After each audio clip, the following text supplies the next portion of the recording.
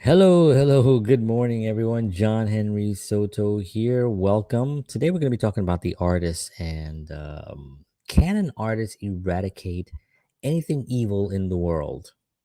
We're going to talk about that a little bit. It's a very interesting uh, subject. So stay tuned. It's 7 a.m.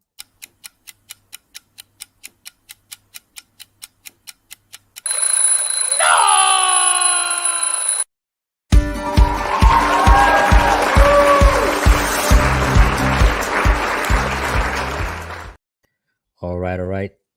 Well, good morning, everyone. Hello, and hope you had a nice. Hope everyone had a nice, blessed weekend out there. Had a very good weekend. Had a great weekend actually. It was pretty exciting.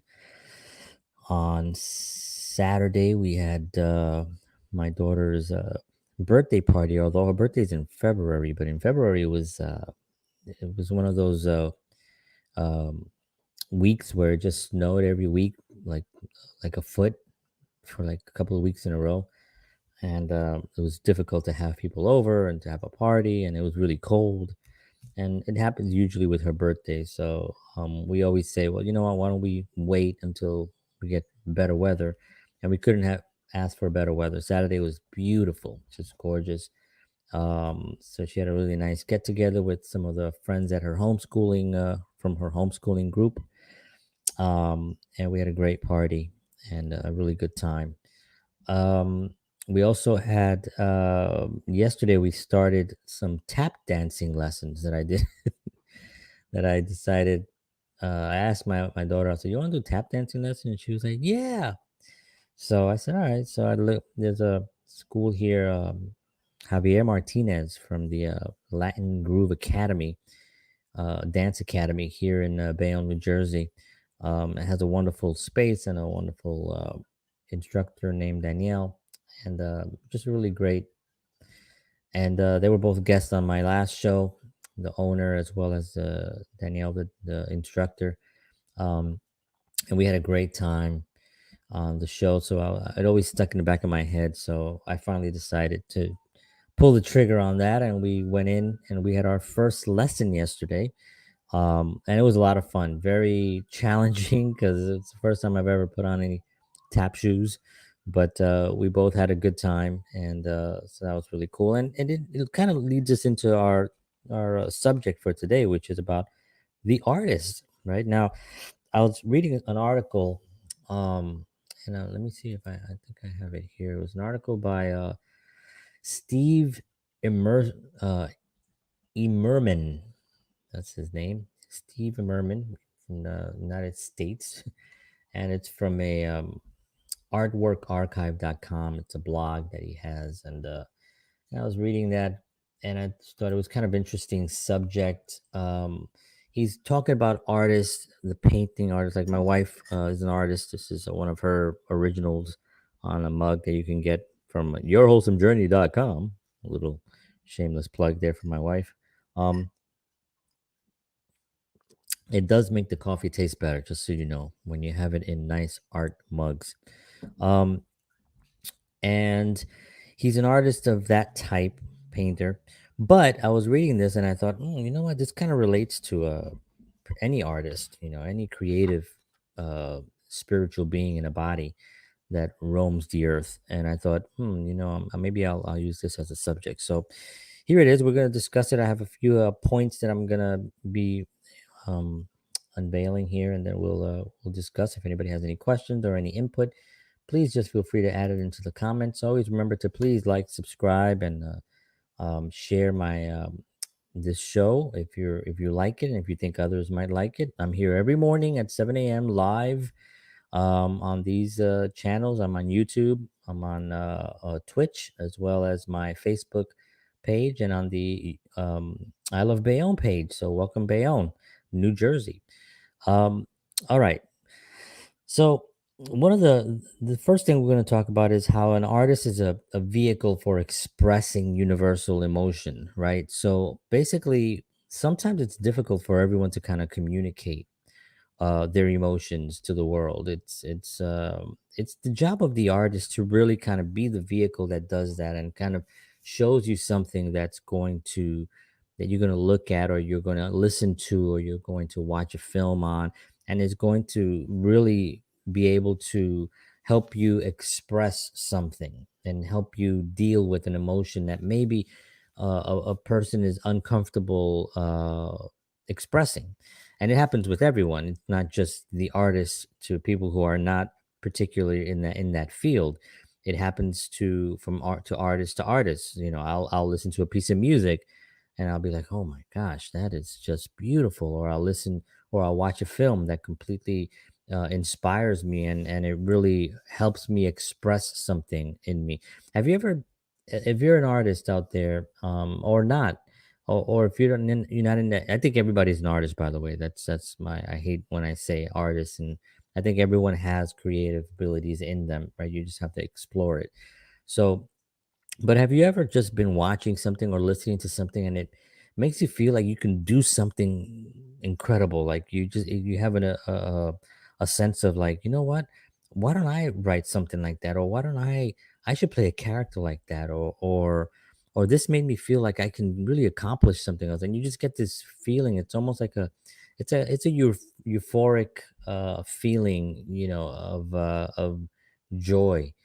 um and that's the power of the artist, right? That's what an artist can do to someone, is just make them have that feeling, you know. And that's why art is so important in the world. And during the pandemic, what was everybody doing? Everybody was home watching movies, listening to music, consuming content on their phones, whether it was other more music or more videos. It was all creative things. It was all watching. That's what got a lot of people through everything, right? It was just having that creative release where you can see something that really inspires. So the artist is the vehicle, excuse me, for expressing the universal emotion. Okay. The next point is, artists are responsible for unearthing the truth. So there's only one truth to things, right? There's only one truth, right? Whether people don't want to see that, or people refuse to see it, or it's being covered up, or whatever. When it boils down to everything, there's only one truth, right? You know it, God knows it. Maybe, you know, a lot of people do know it. Some people are know it but don't want to admit it. Some people are covering it up and don't want anybody to know it. But there can only be one truth, right? And an artist is responsible for really unearthing that truth, whether it's an emotion in a painting, whether it's an emotion being expressed in a film, um, a piece of music or something. There's a truth behind it that's just constant, and it's unshakable. And when you have an artist really exploring sections of life, and and of course there are artists that maybe not living that, you know, maybe they're living a different truth. See, because it all matters on what is true for the person, right? So if it's true for the individual, then it's true for that individual. Now, it doesn't necessarily mean that it's true for the majority of the world, or for physical or emotional or spiritual things on earth, but it's true for that individual, right? So an artist is responsible for unveiling that, right? For really unearthing it, as it says here. um okay. Artists work to illuminate the margin and make social changes. So boy, isn't that true, huh? An artist can really change social viewpoints, and the direction that a social um, something that's in the social culture, and the direction that it's going, and it can really either push it more into that direction, or it can actually shift it, right? An artist can come up with a song. I mean, remember in the mid 80s, for those of you who remember the mid 80s, I was a teenager and the song came out. What that song was, "We Are the World," right? So all these artists got together to basically um show what's happening these countries of starvation, right? These kids starving. It was just a really sad time, and it's unfortunately it's still happening, but it did actually increase the awareness of this occurring. And this was the one of the social change, the big one of the bigger social change, right? There was also Live Aid, if you remember Live Aid, to help the farmers, and that was a huge, huge thing as well. Um, so these events are monumental, right? They make social changes. They uh they illuminate the actual situation to the masses, and people are more aware of it, right? And when you're more aware of it, because people are generally good, right? I mean, a good percentage of people, and you go outside, are kind of just trying to get along and trying to do the right thing, right? There's a very small percentage that's just a jerk, right? And just doing evil, right? But of course, the media focuses on that small percentage because it's sort of like it's sort of like entertainment, right? It gets people to watch stuff.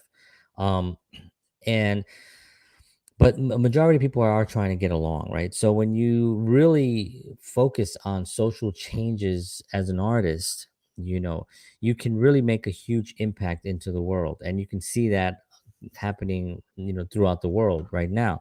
Some of it gets suppressed, right, because of the evil people, and there are evil people in media and other places that are suppressing information, don't want it to get out. You can see things getting flashed, this is not okay, don't show this right now, you have not fact checked this. Those kinds of things are suppressive, right? Instead of letting the individual go out and research for himself, or see the information and make their own judgment, somebody is putting it down to protect, right? um, and it's the job of the artist to illuminate that, so people can actually view it and make judgments on their own. Okay. They tell stories and pass on traditions. Boy, that is true. um, I was talking to someone the other day about music and how music is getting, um, we're losing some artists that don't allow their music to be on certain platforms, right? And we're losing, their music is being lost. There was an article written by this kind of a moron in, I don't remember where he was, but he was located somewhere. And he talked about Paul Simon, who recently just sold his work, his publishing, to Sony. It's a big deal and stuff, but a lot of people have done that. That's not a new thing. He's done with it. you know Sony's going to preserve it, and they're going to put it out into the world, um hopefully in with integrity, right? And that was, of course, the contract that he signed had, I'm sure, had to have a lot of these things in play. Now he was talking about something differently, and talking about how Paul Simon is just struggling to be relevant or something. Paul Simon is a genius, an incredible artist, who has some of the most incredible songs of all time, and he shares it with the world. It's on Spotify, it's on all these platforms. Now, in the old days, you had to go out and you had to buy records, right? You had to wait for the radio to play your favorite song and hit record, and it had all these different uh, barriers or challenges or work that you had to go through to get a song, right? You had to go to the record store, you had to buy the record, you had to put it on the record player, you had to put the needle down, right? Or you had to get the cassette, you had to hit the thing, right? You had to record it from the radio. All these different challenges on how to get the music. Today is as simple as just going to your. This is my phone. Going there. Why is that blocked off? Going to your phone and just getting downloading whichever platform you prefer, right? And this actually keeps the work alive. I know that it's not ideal for the artists, because unfortunately this technology has really hurt a lot of the music industry and made it difficult, but it is what actually occurred. If you go back in history and you look at things like records, when records came out, there was a big controversy on records as well, because now it's like, well, now people aren't going to come out and see us perform live, and they're just going to go buy this record and go to their house and see it. No, of course people are going to go out. The experience of seeing a live band is never going to go away, right? That's always going to be a beautiful thing to watch, and hopefully we're going to get back there soon. And I know there's a lot of shows actually being already scheduled and getting ready to go, but it's going to be a beautiful thing that's always going to be there. But the record was something you can take home, or you can actually listen to, right? Same thing happened with the cassette came out. Same thing happened when CDs came out, and then, of course, the computer came out, and iTunes and all that stuff, Napster and LimeWire, whatever the other one was. All those things came out and really then shook the industry, where a lot of things had to realize that we have to kind of figure out what we're doing here, and they figured out to some degree, but it's still very open source. Now, there's a lot of artists that are holding on to their music and not passing it along for traditions for other artists. Now, I try to play a lot of music for my kids so they can appreciate people like the Beatles and Billy Joel and Paul Simon, Paul Williams, people that I admire and I love, and they actually are there, and they know this music, right? So hopefully they'll take it with them and they'll pass it along. But that's the job of an artist, is to tell stories and to pass it along and to bring people into something, and then have that beautiful thing be carried on through their life and through their lives of their offspring. Okay, so the artist connects with and inspires people globally. So art is everywhere. It's the one thing that is very difficult for evil people to squash, right? Because it's on every single continent, in every single city, in every single section of this globe. There is an artist. There is somebody creating something that wasn't there before, right? Or being inspired by artists. And there's artists everywhere in the world. So it's the one thing that it's very constant. Language doesn't matter, right? When you hear somebody singing in any language, you know what's happening. You know it's music. You understand it. You may not know what they're saying, but you know that music is happening. I've watched some Japanese hip hop artists, and I'm blown away by their melodies and by their skills. It's unbelievable. I have no idea what they're saying, but I'm telling you that it is really an amazing thing for an art form that was born in America and in the inner cities. It's an incredible thing. Born in the Bronx, by the way. Um, so okay, so that it's a global thing, right? Artists, it's a global thing. So right off the bat, you can tell that an artist can eradicate evil throughout the world, right? Because there are artists everywhere in the world. All we have to do is have the courage to create and to keep creating at whatever is thrown at us. And there's a lot of things thrown at artists, right?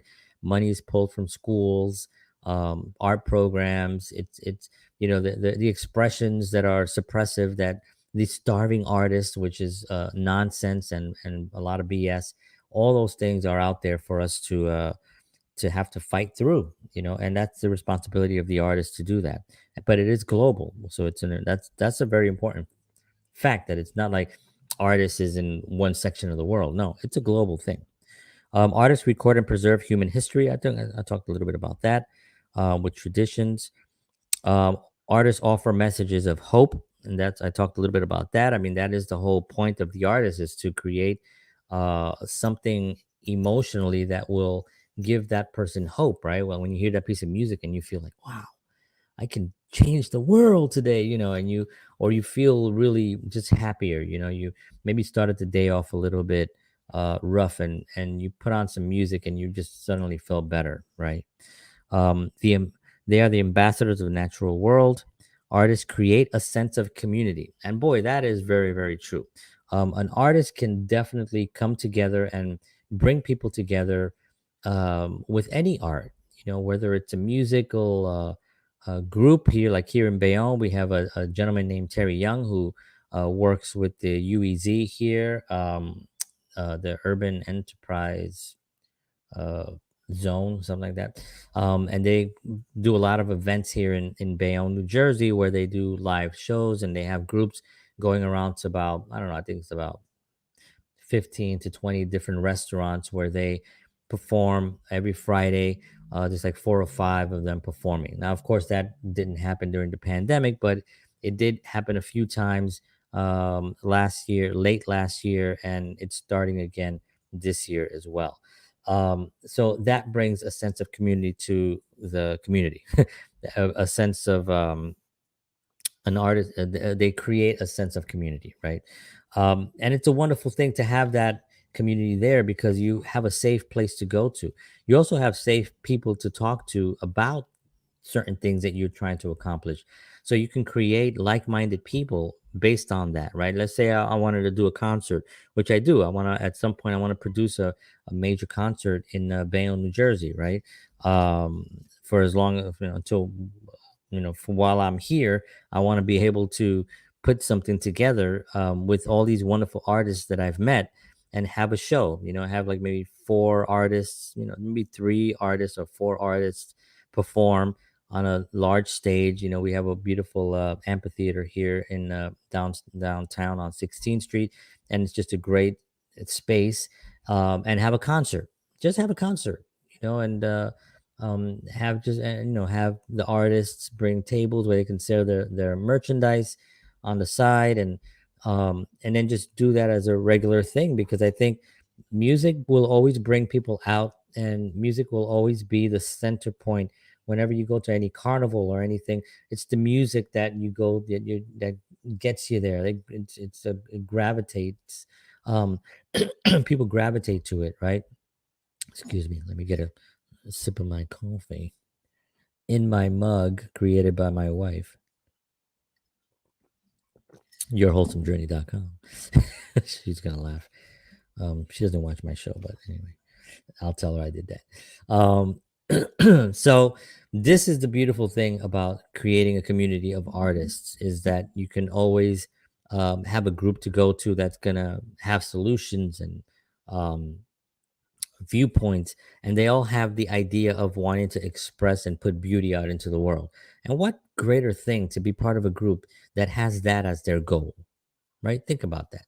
The group goal is to create beautiful things and to make the world better. I mean, that is a beautiful thing. Now, yes, there are artists out there that are making a ton of money, are very famous, that are putting out things that are kind of degraded, right? Because you can be also unfortunately, you can be a degraded being, and you could be a good being, right? A good spiritual being, but you may be putting out degraded stuff, right?